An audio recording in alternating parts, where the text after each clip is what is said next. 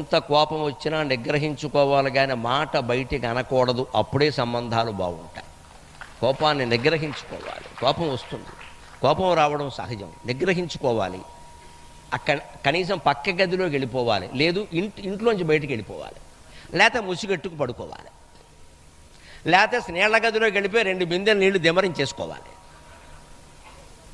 అంతేగాని కోపాన్ని ప్రకటించకూడదు. ఆ మాట మనకి చెప్పింది ఎవరో తెలుసా అమ్మ?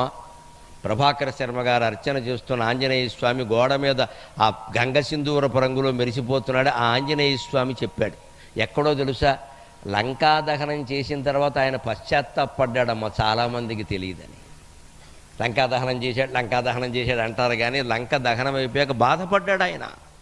ఎందుకంటే రాజు దుర్మార్గం చేస్తే నేను ఇళ్ళన్నీ అంటించేశాను కదా, అమాయకులు ఎందరో చనిపోయారో, ఇందులో ఎంతమందికి అన్యాయం జరిగిందో